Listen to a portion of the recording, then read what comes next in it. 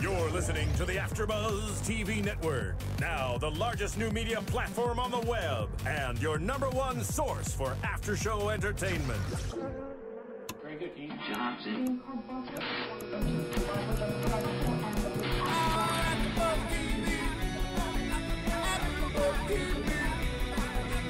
From the AfterBuzz Studios in Los Angeles, California, and streaming live on Ustream, this is AfterBuzz TV for American Horror Story. We'll break down tonight's episode and get you all the latest American Horror Story news and gossip. If you'd like to buzz in on tonight's show, you can buzz us at 424-256-1729. That's 424-256-1729. And now, picking up where the show leaves off and the buzz continues, it's AfterBuzz TV for American Horror Story.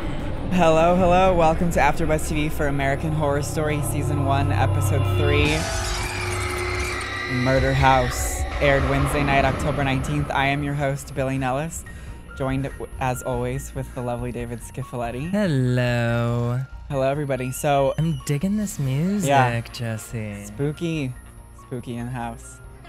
All right, so we're back for our weekly therapy session. Yes, We've had we another are. intense hour with the Harmon family. We did, and you know, I'm glad I'm not as on edge as I was last week after this episode, because last week it took me a really long time to get back to normal. To recover. And this week I loved the episode, but it just, you know, it wasn't as scary, which I'm kind of happy about. Right. Well, we talked about it last week, and I think for a couple of weeks we should still keep bringing it up. You know, we talked about in our first episode how great the pilot was, but our main concern was sustainability. Right. And last week we were happy with last week's. Last week was great. It was almost scarier than the pilot. Our fears were sort of at bay for the moment. So now that we've seen week 3, we're seeing how the story's progressing. Do we think we're still on course for a really great season? That they know what they're doing and they're going to take us somewhere incredible? I think we're beyond that point. You know what I mean? Like, I think the show, they have shown us already, the producers and Ryan Murphy and everybody working on the show have shown us as viewers and fans of the show that it doesn't have to be about being scary each week. It doesn't have to be about getting all jumpy. And they don't need the surprises, like the big stereotypical surprises that you would find in a horror film to keep this going. Right. And definitely this week was there were still some jumpy moments. There were, for sure. Not nearly as many as Home Invasion last week. Yeah, no. Thank God. But so this week we got this week was really an origin story. I think that's what Ryan Murphy was calling it in all of his interviews. And I think that definitely makes sense. We got an origin story basically of the house. We were taken through sort of the initial homeowners, and we got to witness that. And we also kind of got an origin story, or sort of a peek into Constance and Moira and their what's seeming to be an eternal struggle between the two of them. And we also saw the continuation of Ben's storyline with his mistress Hayden, which we thought was sort of put to bed last week, and this week it was not. So it was a lot of, I think, backstory that was important and necessary. I think we needed it. Right. And despite the fact that it wasn't, you know, the scariest episode in the world, it does give us a lot of things that we still needed to find out about the history of the house and the history of the owners. And I think despite the fact that they piqued us and they like gave us like little bits here and there of what was going on previously, but they haven't revealed everything. Like we got to meet the original owners of the house and sort of see what was going on there, but we still don't know everything. Right. And the same thing with Moira and Constance. We still don't know the entire story. Right. But what I liked about it was it still is kind of, like you said, we don't get the entire story, but there's an understanding that there is an entire story. Exactly. Which is what I like, that it seems like they're not just writing as they go, which in stories with such huge or TV shows with such huge mythologies, it sometimes feels like they're just writing from the cuff and making things up as they go along. And it seems like this show, they really seem to have outlined they it. have it planned out. They know this history. So I want I want to start our discussion with Vivian's storyline this week because she was mostly tied into the history of the house that we learned. We see Vivian, she's out in the yard. You know, she wants to get out of this house. She wants to get out.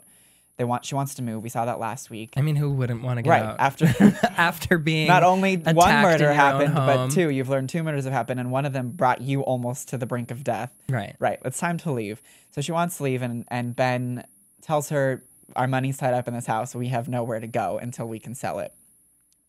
So we see her meet with the realtor, and that was a great scene because for me it was like a continuation of this backbone that we're seeing Vivian grow, which I don't think she had before she came to this house. I think it was really great to see her stand up for herself and know what she wants, but I just don't understand what she thinks is going to happen. They just moved across the country. Right. I don't understand why she doesn't realize that you've uprooted your entire life across the country. Where do you think the money is coming from? Right. Like, you're not going to be able to move immediately. I know that you'd want to get out. I personally would be on the first train out of LA if that ever happened to me. But at this point, it's sort of like you have to roll with the punches, do your history on what's happened in the house, and just learn to deal with it for now, at least. Right. And so we see her, unfortunately, she doesn't actively take the opportunity to learn about the house, but it's sort of thrust upon her later in the episode when she's out pruning the roses because that's what she should be doing at this time in her life. I think what she was doing was getting flowers for open houses. Ah, you're right. That's what I think she was doing. Because she did talk to the realtor about baking cookies and getting expensive flower bouquets and tell people how lovely the house is, how great the neighbors are. You're right. Despite the fact that might be a lie. Right. So she's out there and this bus tour, the Eternal Darkness tour. Which they do have in LA. Yes. You can take I think it's called the Murder House Tours. I think there's something or like something that. like that. And you can tour like all the places where all the famous murders in LA have happened. Yeah. You can see like the Manson house and stuff like that. It's really creepy. Really creepy. But so they pull up on Vivian and she's sort of stunned that she is in the yard when this is happening and people are photographing her. And then we see her on the tour and she's learning the history of the house. And this is the first time she's learning about, and we're learning about, the initial inhabitants, the people who built the house. And it's the Montgomery family who moved from the East Coast. It was a doctor and his sort of socialite wife. Mm-hmm. He built this house for her. And we learn this creepy backstory with the Montgomery family, where the doctor's fallen on his times and he develops this Frankenstein complex, and we see him in the basement sewing. I don't even know what those wings were. I think they were bat wings. They looked really large, but there can be like a gigantic bat with huge wings. I guess so. It's very possible. I've never seen a bat in real life that close, so I've seen bats, but not that big. Those are big wings. A big one. Or maybe it was a really little pig. So the wings looked like dwarfed. A teacup. Yes. A teacup piglet. Teacup pig. I think the important thing, though, about the doctor is not necessarily his Frankenstein complex. I think that is really important as well. But that he was a surgeon. Right. And I think that's going to come into play. And I do think that the Frankenstein complex is going to come into play as well. Of course, yeah. Because we see him, his wife, Nora, comes down, is harping on him about being late for dinner, and we can instantly tell that the hard times this couple has fallen on is ripping them apart. Right. Which seems to be a theme with people who move into this house, from what we've learned. Everyone seems to have a relationship problems falls apart with money too. Right. There's money issues. There's love lost. Right. So they're at this house was built on a black hole of love. Well, what's interesting is, it was the house built on a black hole, or are we going to come to find out that this Montgomery couple and all of their issues are what propagates everything else to happen in the house, which I think is going to be something to watch for, is how much this couple plays into what the house does. Right. So they're at dinner and they're miserable.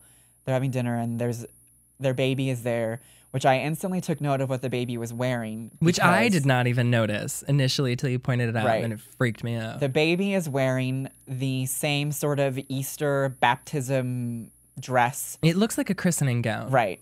That the creepy basement thing is wearing in episode 1. Right. So that shot off alarms in my head that something happened with this baby.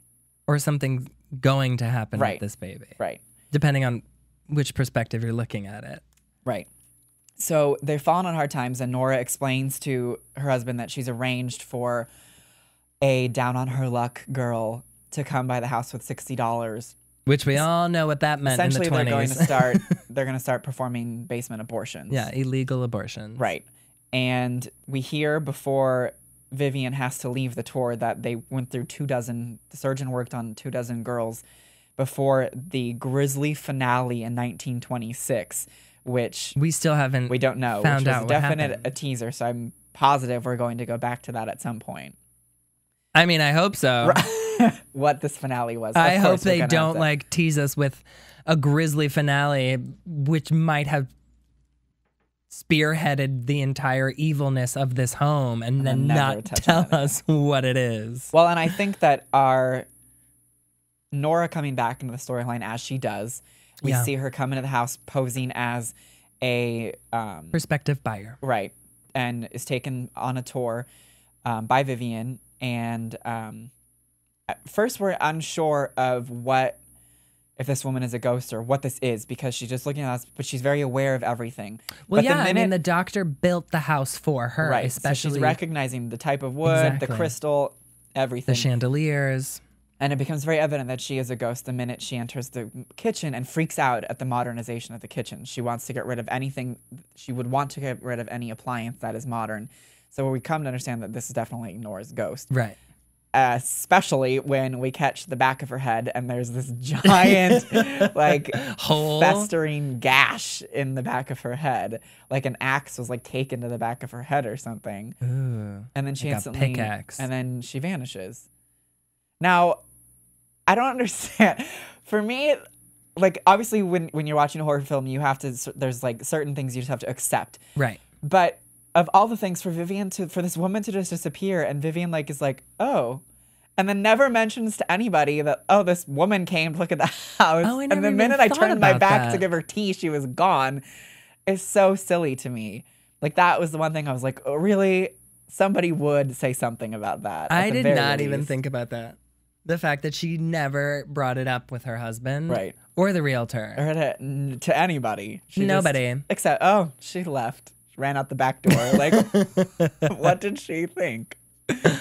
I don't know. Vivian. But so we see, we see Vivian and Violet go to tour an apartment. It's a very short scene. Really, the only thing we really got out of Violet this week. But very poignant for her Right. character, I think. Right. Violet doesn't want to leave the house. Violet is attached. She's found attachment, maybe because of Tate. I'm assuming that has a great deal to do with it. I think that has a huge part to do with it. But she is attached, and she essentially puts out an ultimatum and tells Vivian, if we move here, I will run away, and I know how to, so you can never find me. Right. Like, if you come here, you're coming without me. Not what you'd So- expect from your teenage daughter. Yeah. So Vivian's kind of, I think at the end of that, I felt like she's still set on leaving, but she doesn't, I felt like she's still going to go. Like, I think she's going. Yeah. One way or another, she's leaving that house. Right. I'm almost saying it to the point where she doesn't care if her daughter comes with her. Like, She's like, all right, I'm leaving. You can stay in the If house. you like it, stay. Be my guest. Also, she's moving against the warnings of her doctor. Right. Her doctor tells her, you can't move. Right. You can't go through a divorce right now. You can't do anything. No more stress. You can't stress yourself out when you're already spotting so early on in your pregnancy. Right. So she doesn't, it's really spelled out how badly she wants out of there. You know, her daughter will run away and she kind of doesn't care. Her doctor said you could lose this kid again. She really doesn't care. Right. She's so, and understandably, so freaked that she's Right. like, this is more stress than any of that would be, I think, is sort of her rationale, is that this terrifying house will probably kill the baby before any of these other things do. And the best part is that every day she has to listen to that Eternal Darkness tour come by her house because she's the finale. They leave that house for the last thing. Right. So it's a constant reminder. A constant reminder of the fact that she is living in a home where numerous murders have happened and she still has no idea Right. what actually happened in there. Right. And speaking of numerous murders that have happened, there was a Yes. fresh one this week. Well, two, but one in our current timeline, fresh. Right. I was With- like, 2 murders. What happened this week? Was I watching the same episode? Our first one we'll talk about is with, our storyline with Ben and Hayden. Yes. Hayden comes back, and she kind of revealed what I thought all along last week, what we sort of discussed, whether she'd actually gone through with the abortion because Ben didn't stick around in Boston to see if that had happened because of the home invasion.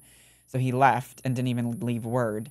And Hayden is back, and she's pissed. Right. And she reveals to She's Ben... a psycho. She reveals to Ben that she didn't go through with the abortion, or so she says. At this point, who can really believe what Hayden says? Right. I mean, she tells him that she didn't go through the abortion, then that he has to support her. Right. Right. Like, woman, you're crazy. She's a lunatic. She's absolutely out of her mind. She wants to tell Vivian. She thinks that they need to do that. She wants to do that together. She's nuts. She's totally and who bonkers. even knows if she ever was really pregnant to begin Exactly. with? Exactly. She could have made that whole thing up as well. I mean, right. So insane. Hayden's nuts. If you have any thoughts on Hayden, give us a call. 424-256-1729. Yes. So crazy Hayden, Ben finds a way to get rid of her, gets her to leave. She goes to Norm's. Well, it tells her he's going to meet her at Norm's tomorrow.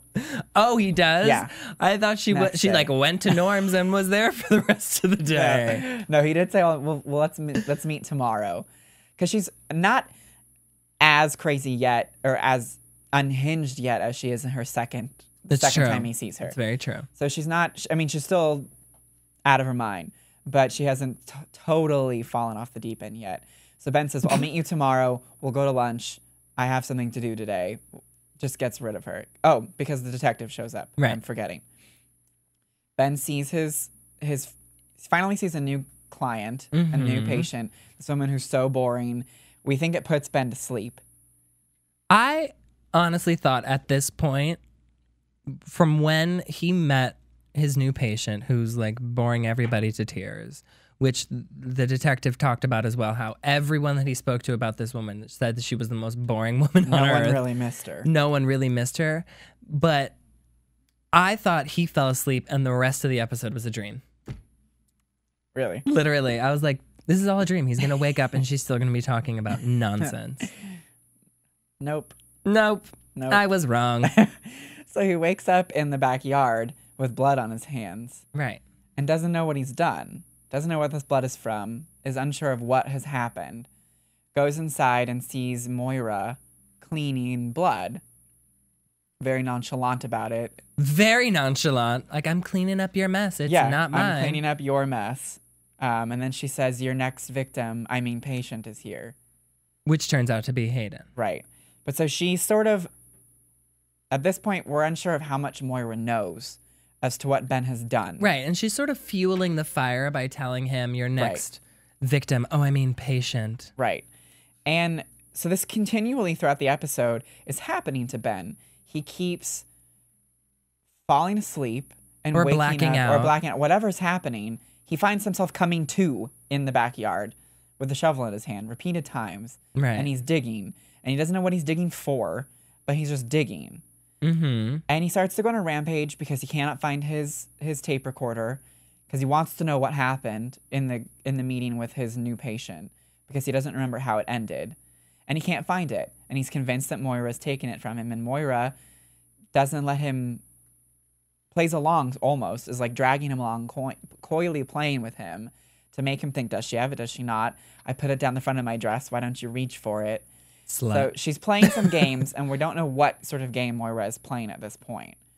But she Not at clearly this has an point. agenda, Yeah, which we for come to sure. find out later. But we're every time Moira is with him, because she is her younger self, there's always an agenda behind what she's doing. Right. Whereas I don't think there's an agenda when Moira is her older self as much. I think there is still an agenda as older Moira. I just think it's not as overtly shown. I think older Moira is a little bit more subtle with what she wants.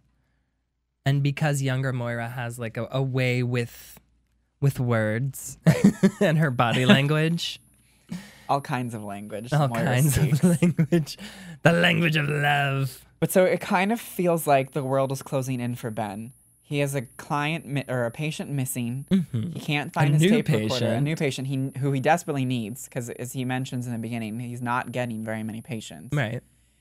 So money he desperately needs. This patient's gone missing. The police are actively looking for her. He was the last person to see her. So he's clearly on a sort of, even though the detective didn't seem so suspicious, there's still sort of that fear that it could turn into that. His tape recorder was missing. He doesn't really know what he did. He woke up with blood after speaking with her, so he doesn't know if he played a part in her being missing. Right. And on top of that, he has his crazy mistress coming back to town, screaming about having not gotten the abortion that she said she would, and wants to have a kid and make him financially support the kid. And he should be financially supporting the child if she is pregnant, I think, but support her and get her an apartment in Marina Del Rey. Give me a break. Get your own damn apartment in K-Town. Right. Okay. But so really everything's closing in on him. And he also keeps waking up in the backyard with a shovel. Right. So he's at the doctor with Vivian after she does have her spotting incident, and he passes out. I felt like that was the point where just like everything was too much. Now he can't move. Now his wife could be sick again. That's just one more thing that's on Ben's list. And he just drops to the floor in the doctor's office. And he comes to, and the doctor's like, I want to do an EKG. I want to take some blood, but you guys can go. But she runs these tests Which first. is very weird of an OBGYN to be like, I'm going to do an EKG on you and draw some blood. But in the TV land, she can do it all. In TV land, it's fine. Right. So Ben, after this, he's out running, and we see he's in the same park that he was the last time he was out running. Check, he was not running. He was speed walking. Right. He's a little tired this week. Okay. He's got the world on his shoulder. He's like a 90-year-old woman speed walking through He should have MacArthur been Park. at the Beverly Center. I He's know, right? mall walking, not They jogging. could have at least had him jogging. But so he's at the same park, and his good friend Larry, who's just hanging out, he's like the Larry urchin the in burn the park, victim. comes back and starts going on about how he wants to be an actor, and this very weird dialogue that he has about how he So strange. hits Ben up for money, wants $1,000 from him for headshots. Out of nowhere. Hey, I need $1,000. Right. And so I'm going to be an actor. Ben shuts him down, kind of just shuts him down and sort of explains to him the situation that's going on, that he has too much going on right now. And it was weird the way he felt he needed to justify I know, that. it seems like to me every time he meets with Larry, or Larry just happens to upon Ben, Right. wherever Ben is, whenever he's not at the house, he seems to divulge so much information to this stranger Right. who used to live in your house and is a murderer, Right. an ex-con, but he seems to also figure things out for himself. Like he puts puzzle pieces together when he's with Larry.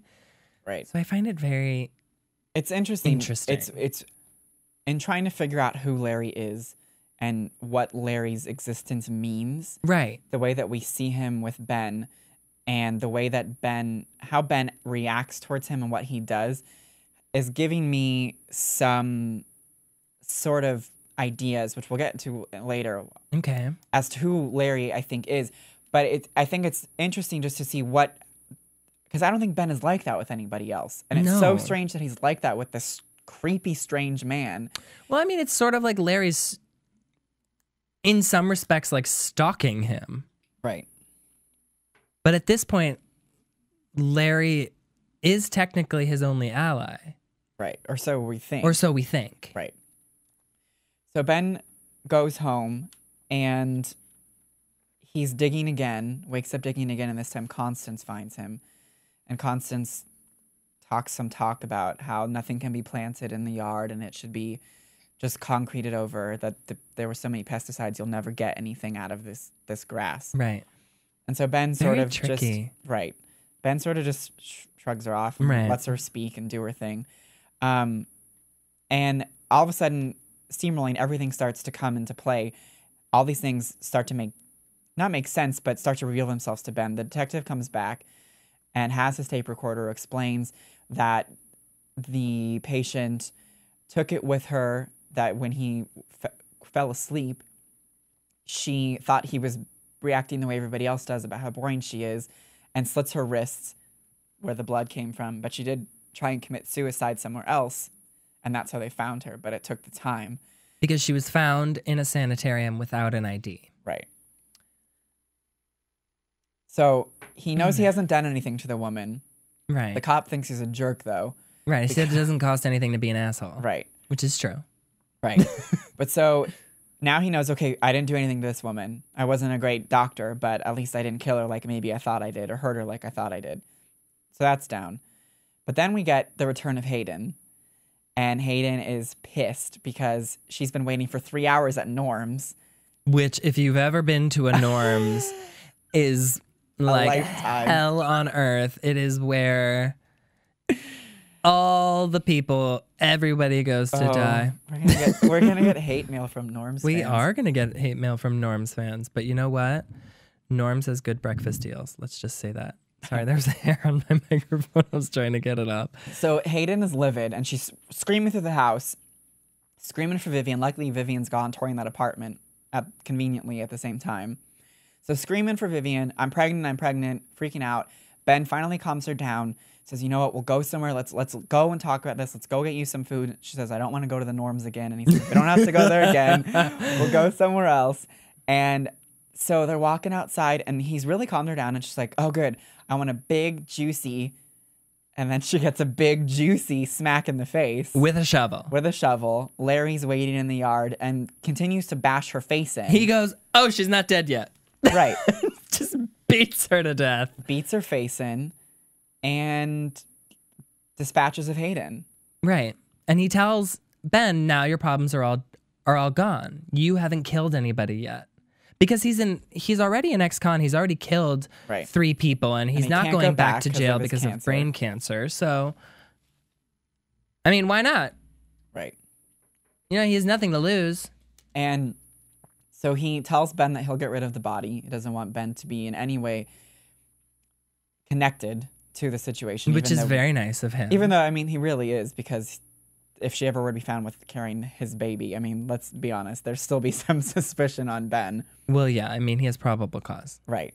But there's these convenient holes that Larry finds in the yard. He's like, oh, look, you've already started digging right here. It's a nice size hole. And buries her for Ben. And so for the time being, Hayden's kaput. And I say for the time being because I have a feeling that Hayden isn't as gone Hayden will be back. Right.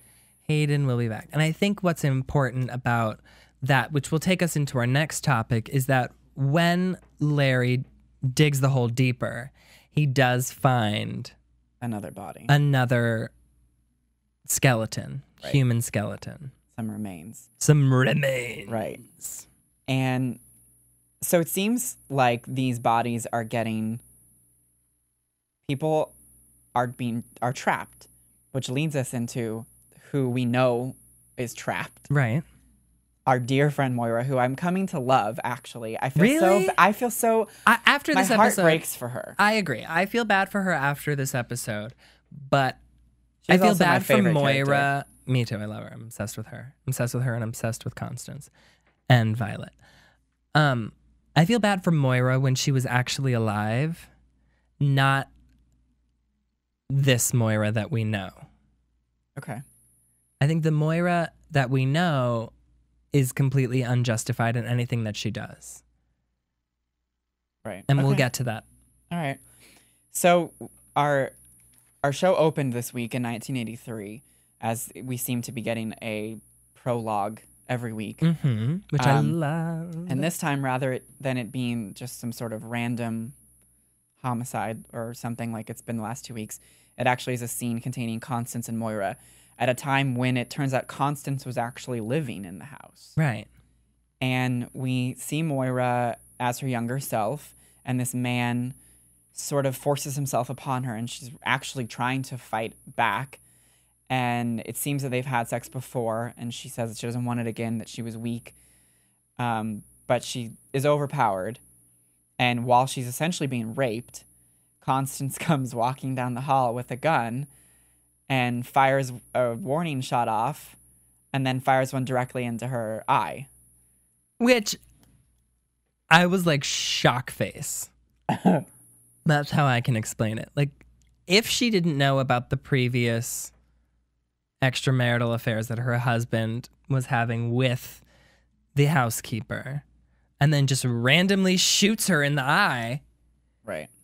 While you walked in on her getting raped, like, heartless woman. It seemed to be in the dialogue that Constance had with her husband before she also murdered him that she was aware of things because she said, that's the last time you're going to do this to me. I've loved you for 16 years, or since I was 16, and shoots him and then sort of falls apart. And can we talk about how drop dead gorgeous Jessica Lange looked in that scene? Like, those effects are really great. Hearing about that they were going to be doing that, incredible, to sort of Benjamin Button backwards age her, I was a little worried about how it would turn out because it's a TV budget. It's not it's not a major multi-million-dollar budget for an episode, right? But she looked, so they did a great job with that. Insanely young. Yeah. Not to say that she looks old for her age, but she looked incredible. Right.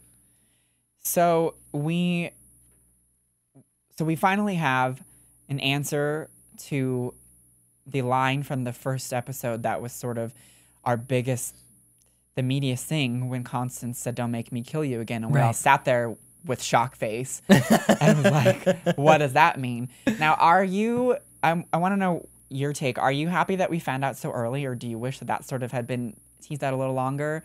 I'm happy as like a viewer to have found out so early on that what had happened to Moira, but I do wish, now knowing what I know, I wish they would have dragged it out a little longer. Are you surprised at how early it came? I am. I'm actually am surprised at how shocked. early it came. I would have preferred, like, had this episode focused more on what we're seeing on the screen right now, which is the Nora and Charles storyline. I would have loved to have seen a lot more of this.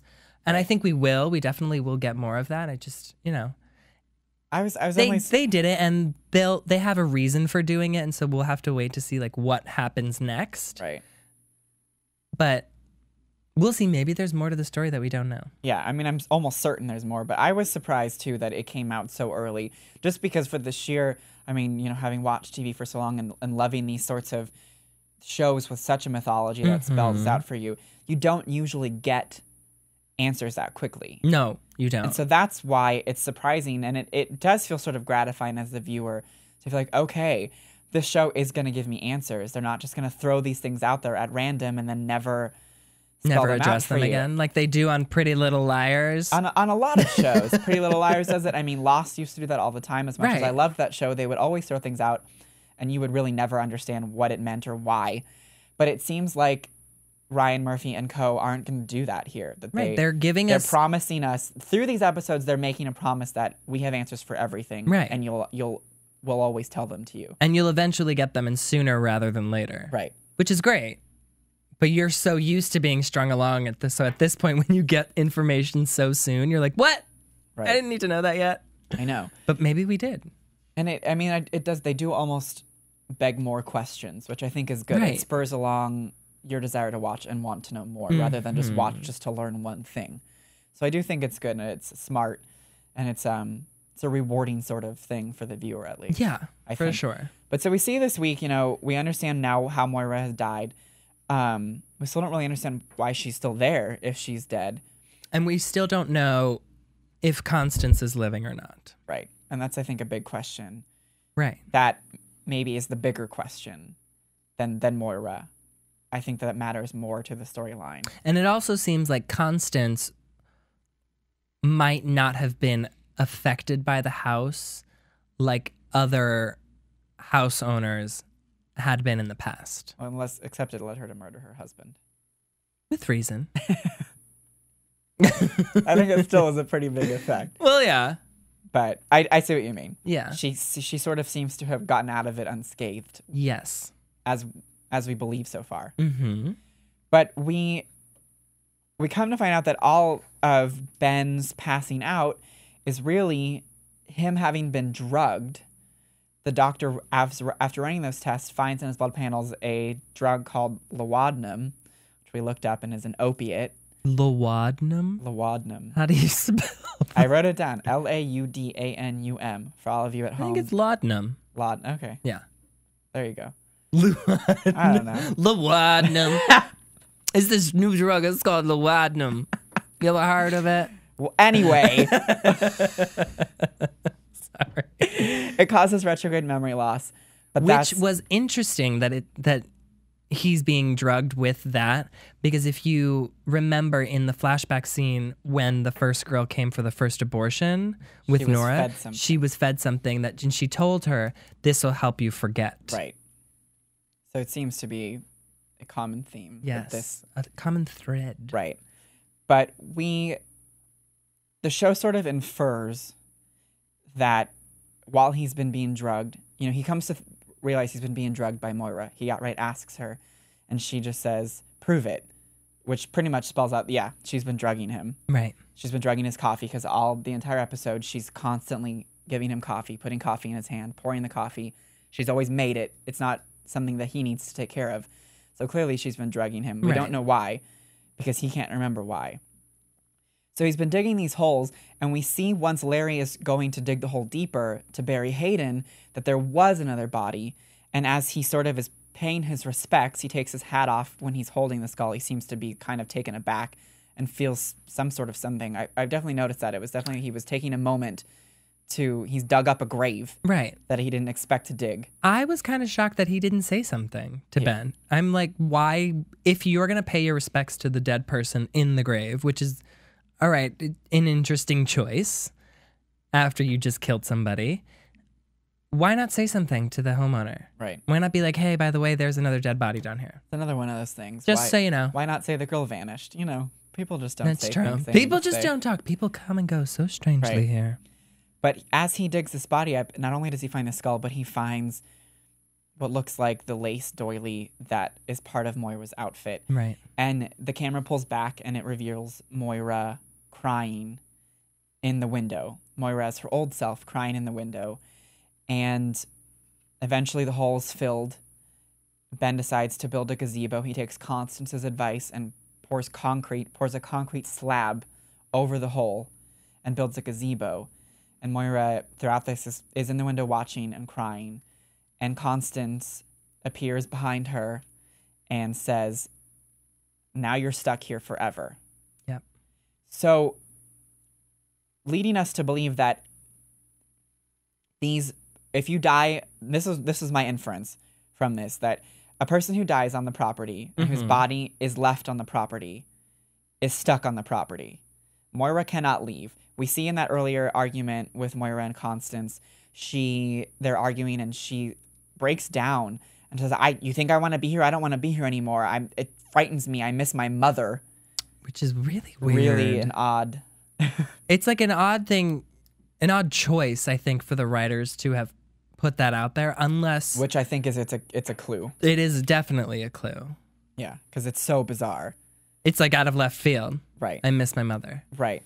And Constance just kind of comes back at her and says, every time I find my heart breaking just a sliver for you, I remember that you're the one who, you did this to yourself. Right. And she says, which I thought was illuminating, was Constance says, I'm stuck here just like you are. You think I want to be in this mess of death or something to that effect? I don't, but I am anyway, so suck it up, basically. Right. She tells her to find a way to deal with it. But Constance seems to be able to get away for some reason. And Moira doesn't seem to exist except for in the house. Or on the property, because we didn't see her in the yard, but within the gates, within the confines of the compound. The property lines of the home. But Constance, not so much. Right. Well, we saw Constance in her own house last week. Right. So we know that she can come and go. Whether she's alive or not is another question. Exactly. But she can still come and go. But so we see Moira, and that scene, her crying and her realizing that she's stuck here forever now that this gazebo has been built, that did break my heart. That was like, but you know what? Sad. I think that's awful. her spirit's never going to be able to move on unless, for some reason, the Gazebo, as Rob Mendez in my high school called them. No one ever corrected him. Gazebo. Oh. Where was I going with this? You were talking, you're sad for her, but that doesn't warrant her actions, her current actions. You know, she may be stuck there and she's saying that she wants to go, but she doesn't have to drug Ben. She doesn't have to taunt him. I mean, there's all these things that she doesn't have to do that she's doing anyway. Right. Well, unless my there's like a higher power. My impression of her drugging Ben, which every time he was drugged led him to dig, right, was that her drugging him was to get him to dig up her body. Right. And she was using something where he wouldn't remember why he was digging. So what I got from this episode was that she comes onto these men and she drugs them so that when they are drugged, she can come on to them and get them to do something for her where they won't remember. Because all she wants is her body up so she can take it and go. And I kind of understand that now. That was what was sort of propelling her, at least this week, to do what she was doing. Because she wants out of there. Right. And I think that we saw Constance doesn't want her gone. You know, Constance's initial conversation with Ben about telling him to pour concrete over her, that was to get that body to be stuck there. Right. She wants Moira just as stuck for forever. Well, I feel like Constance has this thing like, if I'm going to be stuck here, you're going to be stuck here too. Like, I'm not doing this alone. We're in this for the long haul. Right. So, interesting. I mean, it was I don't know, that last scene was really... It was touching, you know? It really was. It broke my heart a little for her. Anyway, let's take a commercial break and we'll be right back. The biggest new media platform on the web just got bigger. More bandwidth, smoother streaming, lightning fast download. Don't get technical with me. AfterBuzz TV is making the jump to hyperspace. Join the fun at your #1 source for after-show entertainment. Look at the size of that thing. AfterBuzz TV. Welcome back. That quick commercial break. Very quick commercial break. Welcome back to AfterBuzz for American Horror Story. I'm sure you haven't forgotten where you were watching. No, not 2 seconds. Again, I'm your host, Billy Nellis, here with David Scifoletti. We just broke down the episode from last night. So we've been doing this for the past couple of weeks. It's a fun thing we're doing for the month of October. You've watched American Horror Story. You have gotten excited about horror films and you want to continue the topics that you've seen in film form. Well, we're here to help you out. We have at least try to help you out. give you something to continue your fun. We've been bringing you movie suggestions that sort of touch on a theme that you've seen this week in American Horror Story. And this week, our movie isn't so much a horror film, but more a thriller, but definitely something that was clearly an influence this week. We want to talk about Fatal Attraction. Yes. The infamous 1987 movie with Michael Douglas, Glenn Close, and Ann Archer about a married man who has a one-night stand with a colleague that comes back to haunt him. Crazy woman who becomes completely unhinged, begins to stalk Glenn the Close family. is just right. I believe that she won. Did she win an Oscar for that movie? She was at least nominated for that film. Because it's a great movie. Totally, I mean, Hayden is very clearly Glenn Close's character. For sure. Just transplanted into American Horror Story. Yeah. I mean, watching it, it was almost like, you know, those scenes when she starts screaming, "I'm not crazy," that I was just taken back to when I will not be ignored. When Alex is screaming in Fatal Attraction, she screams, "I will not be ignored." And it definitely seems to be an influence on Ryan Murphy in the creation of this character. It's definitely like a mirror. Right. I think for And for if you're everything a fan that of, happened. If you're a fan of rabbits, watch it with one eye closed. Because you won't like something that happens. But it's a great film. And you'll definitely notice some influences on this week's episode. But having said that, let's jump into some news and gossip for this week. Let's do it. AfterBuzz TV News. All right, so Entertainment Weekly Twitter interview with Ryan Murphy. They asked, at the end of last week's episode, Vivian insisted they will move. Will the Harmons move out of the house? Ryan Murphy replied, yes, they will move out of the house, but not at the same time. Obviously, this marriage is in trouble. Interesting. Very. That's what we were just talking about. Yeah. The next question, why did Constance help Tate and Moira dispose of the bodies at the end of last week's episode? Ryan replied, Constance is a drama queen for one. Also, she has an eerie connection to both Tate and Moira. Yeah, we've seen this week her obviously eerie connection to Moira. Yes. I'm so excited to see what her eerie connection is to Tate. Well, we saw Tate twice this episode. Very briefly. Once very briefly with Violet, and the other time he was standing in the window and Constance was waving at him and he doesn't her. acknowledge. Very odd. Right. So I want to know what And this the is. realtor couldn't see Tate. Well, he had backed away before she had turned because she saw Constance waving first. Right. So I think they did that to make us see if the woman could see him or not, to make us still question that. Right. Because it could have been he had just actually left the window frame.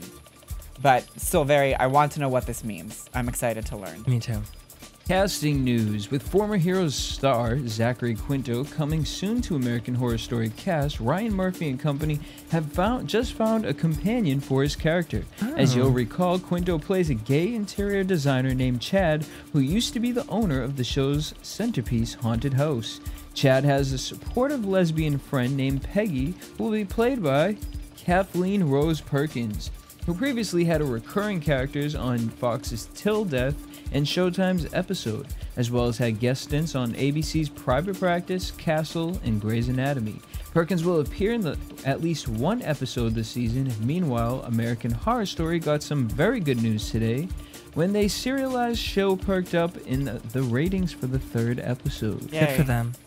This actress, you might not know her by name, but I did watch Showtime's episodes, and it's fun. It's interesting because she's a very good comedic actress. So I'm excited to see what she's going to bring to this and whether this role is meant to be more on the comedic side, because it's an odd choice. I actually have no idea who she is. She does a lot of bit parts, so you might recognize her by her face. Right, and I just don't know her name. Yeah, but it'll be interesting. I'm interested to see because like I said, her credits here, Till Death and Episodes, those are both comedies. So it'll be interesting to see. Right, but she was on Grey's Anatomy and Castle, which are more dramas. Right. So it'll be And interesting to see what she brings. So I'm excited for that. We also have a Hollywood Reporter interview that they did with Alexandra Breckinridge, who plays Moira as her younger self, that went up on the internet yesterday. They talked about the origin of the "Don't Make Me Kill You Again" line, saying that perhaps the most chilling line of dialogue from the pilot, which Constance delivered to the elder Moira, will be explained, which we saw last night. Ryan Murphy said, in episode 3, you see Constance kill her. She's trapped. That's one of the rules we get into in future episodes. Why can't they leave? It's explained. Alexandra Breckinridge noted that Moira's loyalties, despite being more than obedient to Constance, are to the house. Most of Moira's purpose is trying to get her body dug up so she can get out of there and move on, which is what we saw tonight. Right. So it'll be interesting to see where Moira goes from here, now that there is this structure that's built over her grave. Right. And they went on in the interview to say, there's a reason the spirits, including both versions of Moira, continue to haunt the joint. Essentially, if you pass away on the property and your body remains there, you're stuck in the house, Breckinridge offers. Frances Conroy, who plays the elder Moira, said the explanation of everyone and why they're there is quite moving, and why the house is revealing so much. It's a deep, deep story, and you learn a lot. And then finishing things off, Alexandra Breckinridge teases that her young seductress has a bigger role than merely tempting men, like Ben, with fidelity issues. It's sort of her vengeance on how she died, the actress notes. She also enjoys teasing and being dominant. Look for more to be explained in the supersized 90-minute Halloween episode, including which woman young Moira reveals herself to. So, I'm excited to see who the woman is, number one. Her looking for vengeance, I think, is something that is making more sense. Yes. She's angry at men, at husbands who did this to her. Right. It's definitely going to have to be a new woman. A new character. Yeah. Obviously, whom young can't be the Moira other reveals two, herself to. Yeah. Because we only really know two women. All right, so we're gonna jump into some quick predictions. We only got a couple of minutes before we have to say goodbye for the evening. Yes, unfortunately. Now, your AfterBuzz TV Predictions. Okay, so I written down some questions I'm gonna ask you. Okay. For your oh my god, I'm predictions. so scared. Okay. Okay, one, we heard that in our interview that we read with Alexandra Breckinridge that when bodies die on the property and are buried there, they're stuck there. Right. Hayden died on the property and she's stuck there. Right. Is Hayden coming back? Are you on the board with me that Hayden's not gone. Right. So But we're I gonna don't see. know if Hayden's going to be someone who's revealing herself to everybody in the house or just taunting Ben. Right. We'll have to wait and see. Okay. So the baby that we saw in the flashback of the Montgomerys that we saw was wearing Yes. the same thing. Do we think that something... Where do you think this is going? Do we think that... This is my prediction. That Dr. Montgomery, when he went completely insane, did something in his Frankenstein quest to that baby. I agree. I'm with you. And that's what's in the basement. Well, I think there's no reason why they would tell us that he was a surgeon, that he had a Frankenstein complex, and he was completely strung out on drugs, both him and his wife. And then also show us that they had a child. And in this episode, Nora said, I once had a baby. Right. Something happened to that child. Right. Okay. And the last thing really quick. So they teased in the interview that a woman is going to see young Moira. We also found out in casting information that a lesbian character was going to come into play. Mm-hmm. I'm kind of guessing that might be the character who Moira reveals herself to. It seems to be somebody who could be sexually attracted to Moira, sees Moira as the sexually attractive version of herself. That makes sense. Now, do you think that the lesbian character is a living character or also a dead character? I think... Because Zachary Quinto coming back is not a living character. That character is dead. Right. I think that she might be dead. Interesting. As well. What do you think? I don't know. I mean, if she's coming back with Quinto and they're like playing off each other, she's dead. Right. If she's not playing off of that character, she's living. But why would she come back to the house where her friend died? Right. I don't know. Things to ponder until next week. Ponder. And with that, we're going to say goodnight. Thank you for tuning in. Everyone here at AfterBuzz thanks you. Have a great week. We'll come back for some more therapy next week. Good Bye. night. From producers Kevin Undergaro and Phil Svitek, engineer DJ Jesse Janity, and the entire AfterBuzz TV staff, we would like to thank you for listening to the AfterBuzz TV network.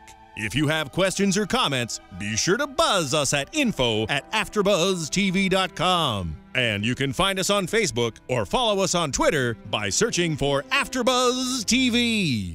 Buzz you later. AfterBuzz. The views expressed herein are those of the hosts only and do not necessarily reflect the views of AfterBuzz TV or its owners or principals.